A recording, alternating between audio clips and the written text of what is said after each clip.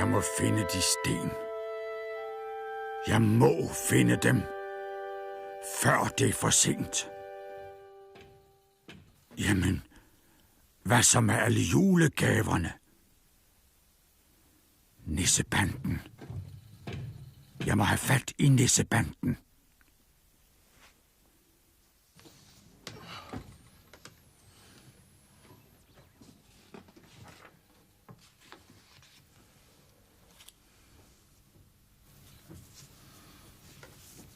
A38.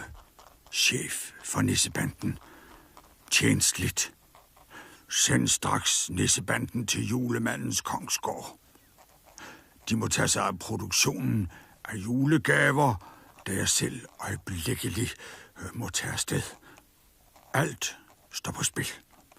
For der er sket følgende, som er strengt fortroligt og yderst hemmeligt.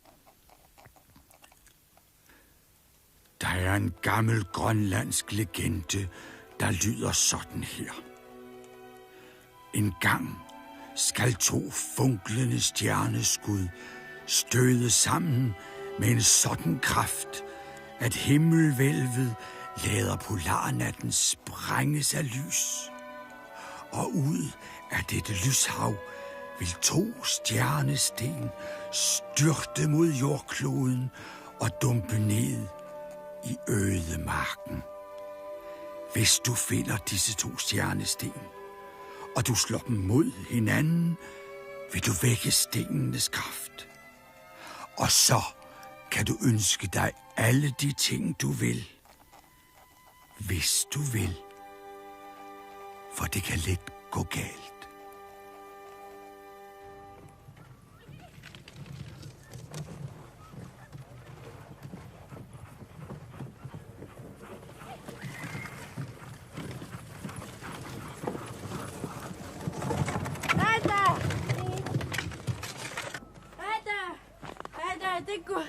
nen rafikka putoisana apummata melungirupakka det går inget.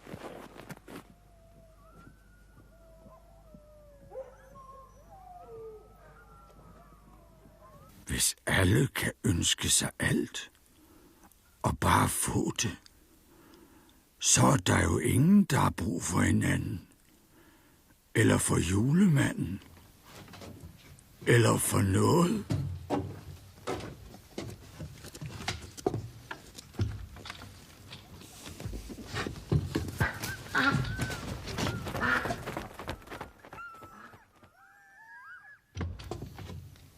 Og så beskeden til Enuk på døren.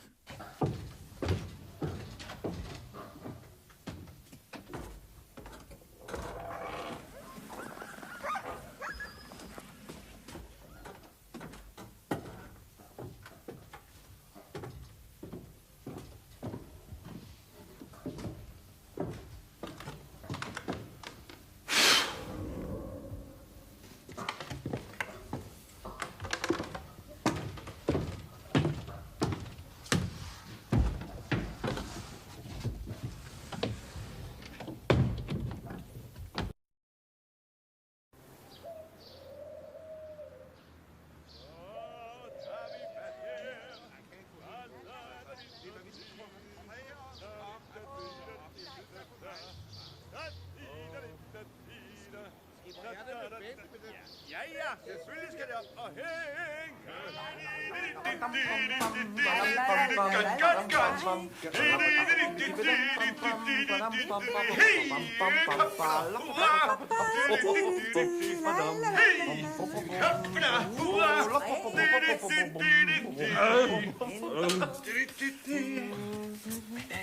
Lunde? Hvor synes du, at 38 skal sidde? Ja, det ved jeg ikke. For bordenden. Ja, det var en god idé. For bordenden er et rundt bord, det er da umuligt. Ja, for han plejer at sidde på langsiden. Så hold nu det søm stille, hr. Mortensen, så tager jeg hammeren. Ja, forsigtigt. Au! Altså, jeg rørte overhovedet ikke dine fingre. Ja, det kunne jeg jo ikke vide, vel? Se nu for hænge det billede af 38 op. Han kan være ham et øjeblik. Ja, forhåbentlig ikke for tidligt. Grøden er slet ikke klar. Sådan. Hænger det lige nu, hr. Mortensen? Nej, men A38 sidder skævt, så det passer pænt. Det hænger flot. Hvor er det dejligt, det er 1. december. Så kan man rigtig gå og glæde sig. Til jul. Ja, og til næste jul. Ja, og til næste jul igen. Og til pensionen. Jeg glæder mig mest til at blive pensioneret og til at have fri hele tiden. Hvad vil du så lave, hr. Mortensen? Han vil kede sig. Kede sig. Gamle nisser keder sig aldrig, som mor altid sagde. Hvis man har noget at bestille, så er der nok at gøre. Jamen, hvad vil du lave, når du bliver pensioneret? Nå, jeg har mine planer. Nå, hvad er det for nogen? Ja, det er... Nej, det kan I altid få at høre. Nej, vi vil høre det nu, hr. Mortensen. Fortæl det bare. Nej, vi skal nok lade være med at fortælle det til nogen. Som vi ikke kender. Ja. Når jeg bliver pensioneret, så vil jeg dressere dyr. Jeg vil lære dem at gøre ting, som de ikke kan gøre selv, uden man øver sig mange gange. Hr. Mortensen og den syngende valros. Ja. Nej, ikke valros. Nej, søløver. Jeg vil gerne dressere søløver. Det er meget kloge dyr. Det kan blive et flot nummer, hr. Mortensen. Tak. Du kan måske få julemanden til at tage en søløve med ned fra Grønland. Ja. Nej, Gemyse, der er ikke søløver i Grønland. Nå? Hvad er der ikke? Søløver i Grønland. Nu har jeg sejlet på ishavet som skibsnisse utallige gange. Havet er fyldt med søløver fra den ene ende til den anden. Og jeg har læst alt, hvad der står om søløver på reolerne i Rigsarkivet. Fra den ene ende til den anden. Ja. Der er ikke den ting, jeg ved om søløver. Der er ikke søløver i Grønland. Det vil jeg godt æde min gamle hue på. Jamen, jeg har jo selv set det. Jeg har selv set det med mine egne øjne. Ud under min egen hue. Der er søløver i Grønland. Jeg vil væde mit skib og skæg. Top. Vi væder. Skæg. Hue? I finder jo aldrig ud af, hvem der har ret. Det vil sikkert klæde dig, skipper, med uden skæg. Næppe. Men der bliver ingen pølse af det skæg. Næh. Må ikke A38 har håndbog for nisser? Så kan vi få det afgjort. Ja, så kan vi få det afgjort. Hvor mon saksen er henne? Slå bare op, Gemyse, slå bare op. Ønsker hr. Mortensen salt og peber til hulen? Her, søløver. En søløve er ikke det samme som en sæl.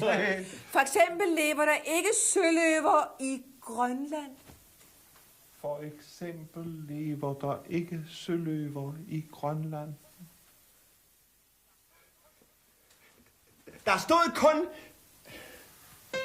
For eksempel...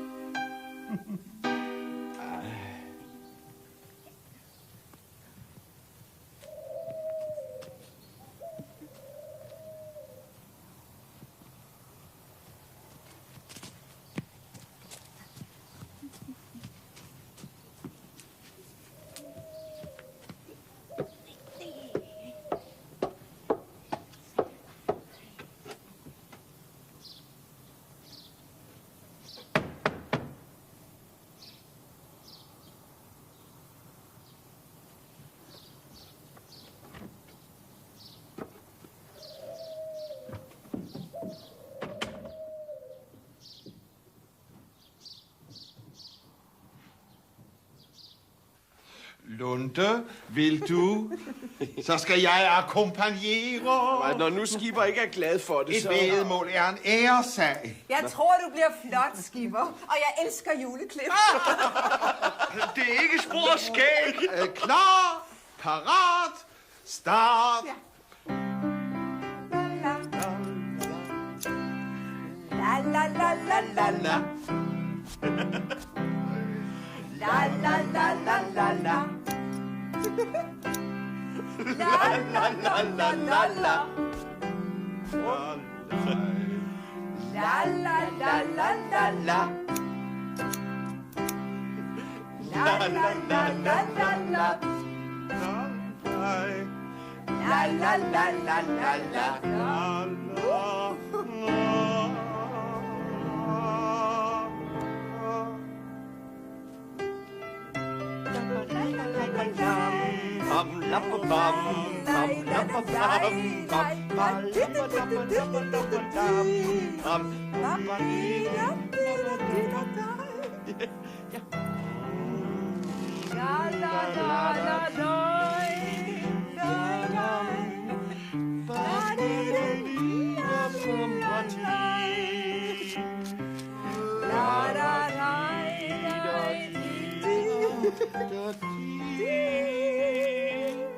La la la la la. Bam, bam, bam. Lam. Så. Lam, bam, bam, bam. Lam, bam, bam.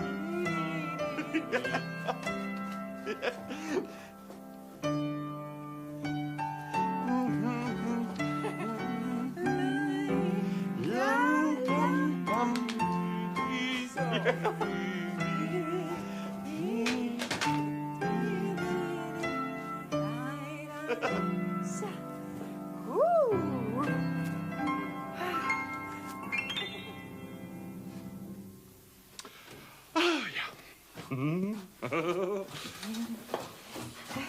Hvad? Nej.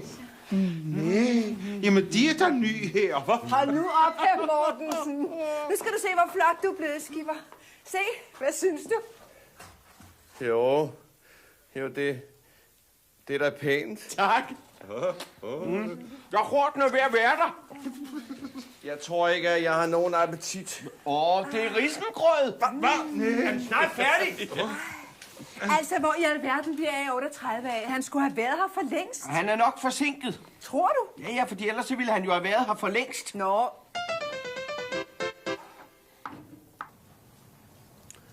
Ja. Dejligt vejr i aften. Det jo godt se ud til at blive fuldmåne. De er måske ikke her fra byen. De står måske også og venter på nogen med rutebilen. Nå, der har vi den. Hurtigrutebilen fra Borse. Så må vi se, hvor mor er med. Og tak for sluderen.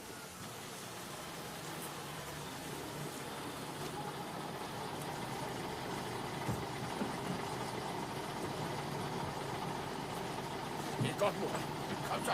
Kom så.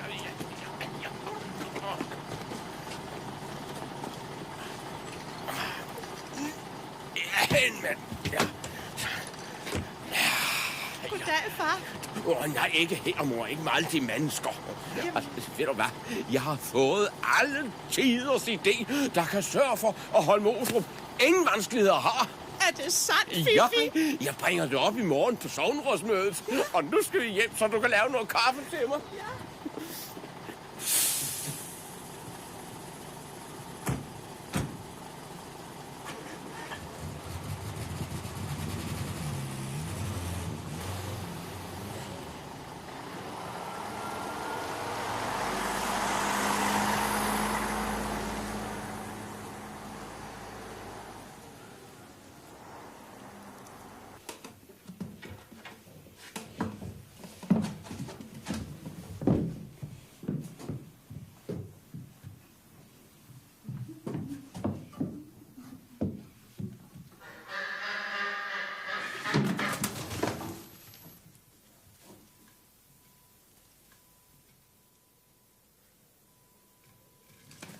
Hvad er klokken?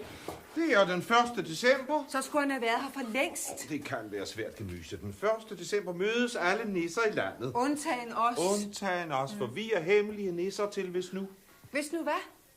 Det er jo det, der er så hemmeligt. Jeg ser lige efter ham. Nå, det kommer han da ikke før af. Nej, men jeg opdager det før. Jamen, kan du så ikke lige råbe, når han er der? Jeg kan ikke lide at holde grøden varm. Den skal spises, når den er der. Ja, og når han er der. Ja, eller nej. Man kan ikke bare lade grøden stå, så sætter den sig. Jeg ser lige efter skipper. Nå, som ser efter A38, og Lunde ser efter grøden. Men hvem ser efter mig?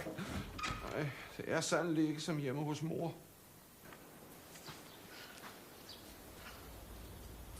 Der! Han kommer nu! Skipperne stod ved ellers lige så godt. Ja, vi må sige det til Lunde. Grøden, du ved. Grøden, ja. Men...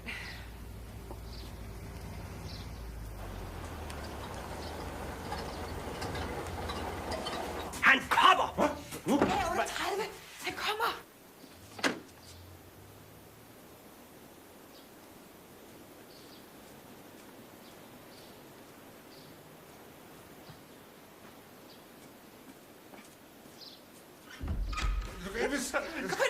Skynd jer nu.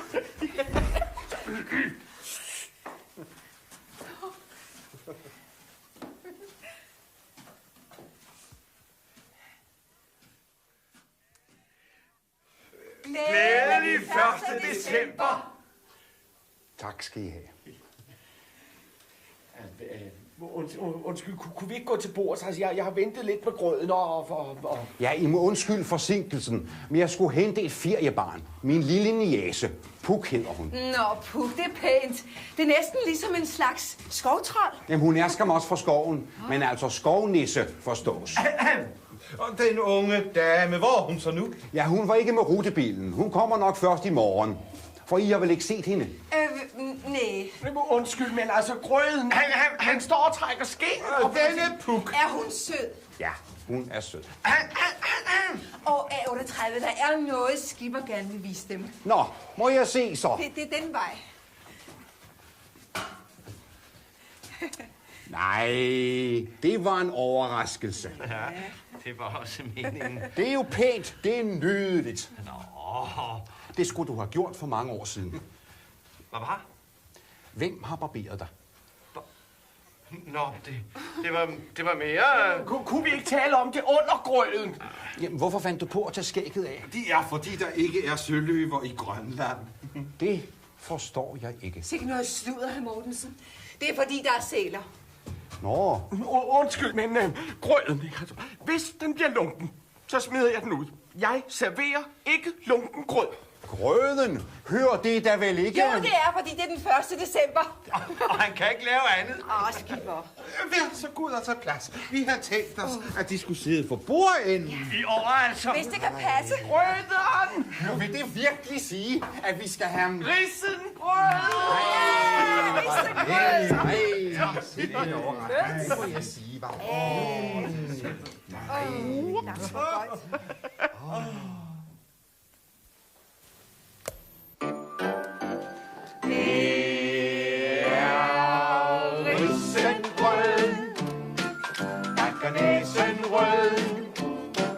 Og kanel bliver strød, det gør skorpens brød.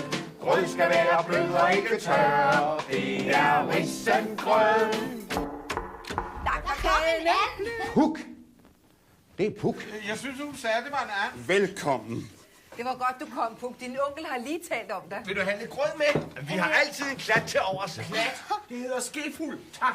Jeg var helt nervøs, da du ikke var med rutebilen. Jeg kom med en før, og så har jeg siddet ovenpå og ventet. Så var det derfor, der var tændt lys. Ja, for ellers så kunne jeg jo ikke se noget deroppe. Og så pludselig så kom der en and. Og så synes jeg kunne høre nogen synge et sted. Og så fandt jeg dig. Hvad er det for en and? Det er en brevand. En brevand? Ja, den har et brev om halsen. Den kom der vel ikke ned gennem skorstenen? Jo, med en ordentlig kald luft. Må jeg straks se det brev? Skal du så bo hos sin onkel, Puk? Ja, hele måneden. Jeg skal nemlig prøve at holde jul med onkel, og jeg glæder mig. Skeen kan stå alene, grøden er helt stiv og trækker skorpe. 38 læser. Stille! Den er gruelig gal.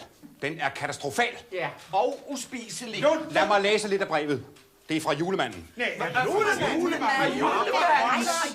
Til A38, chef for Nissebanden, tjenestligt. Send straks Nissebanden til julemandens Kongsgård. Grønland! De må tage sig af produktionen af julegaver, da jeg selv øjeblikkeligt må tage afsted. Alt står på spil, for der er sket følgende, som er strengt fortroligt og yderst hemmeligt. Der er en gammel grønlandsk legende. Ja, det er vist tilstrækkeligt. Det er det værste, der kunne ske. Og så lige op til jul. Pak jeres ting, I rejser i morgen. Må jeg komme med? Nej, rejseforberedelserne starter nu. Hvorfor ikke? Nej. Jeg finder noget tøj. Jeg finder håndbog for Nisso. Og jeg finder søkortet. Det er meget, meget svært at rejse langt bort og tage op til julemanden. Hvis der er knuder og det knas med kvasten, må man altid holde huen rød. Er der ikke mere ris i lasten, så tag skeen anden grød. Er du træt og hænger lidt med huen, og er nissenæsen kold som sne? Har du hængt med øret hele ugen, så tag grøden i den anden ske. Bliver kagemænd og klein og krøllet, og er kagerullen købt på klods. er det hele lige til nisseøllen. Skulle du tage og gøre ligesom os? For nissebanden. Ja, vi sletter alle spor og tager meget højt mod nord, ja. Nissebanden. Jeg må huske at sige farvel til mor. Vi er parate sporsrejse, når vi gør os klar til rejse. Vi er klar og tager afsted. Vi har alt, hvad vi skal bruge. Vi har husket vores hue. Jeg vil også gerne med. Ja, nissebanden. Vi gør os klar. Lidt grød. Kom nu her, nu skal vi køre. Der er sådan her, der er bakker på. Vi skal myse, sørg for, at vi pakker.